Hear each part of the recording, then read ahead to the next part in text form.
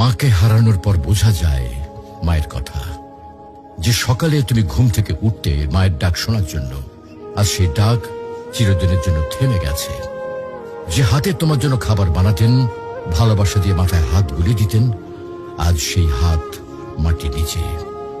যখন মা বেঁচে ছিলেন তুমি হয়তো বলেছ, মা আমি ব্যস্ত আছি, মা পরে কথা বলবো। কিন্তু আজ তুমি সময় পেলেও আর সেই কথা শোনানোর মানুষটি নেই। আজ তুমি চাইলে আর মাকে ফোন করে বলতে পারবে না, মা আমি পৌঁছে গেছি। আজ তুমি ঘরে ফিরলেও আর কেউ দরজায় দাঁড়িয়ে হাসি মুখে বলবে না, টেবিলে খাবার রাখা আছে, খেয়ে নিস বাবা।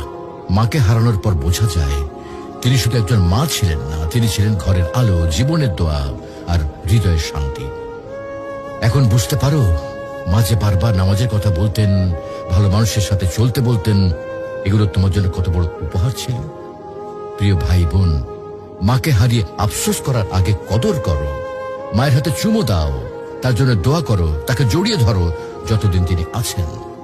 কারণ হয়তো একদিন তুমি শুধু বসে বসে কাঁদবে আর মনে পড়বে, ইস যদি মাকে আরেকবার জড়িয়ে ধরতে পারতাম। মাকে হারানো মানে পৃথিবীর সব থেকে বড় আশ্রয় হারিয়ে ফেলা। তুমি যখনই সময় পাও তোমার মায়ের সাথে সময় দাও, মায়ের জন্য দোয়া করো। মা যদি আজকে ইহলোক ত্যাগ করেন তাহলে তিনি আর ফিরে আসবেন না। মাকে ভালোবাসো, তার মনে কখনো কষ্ট দিও না।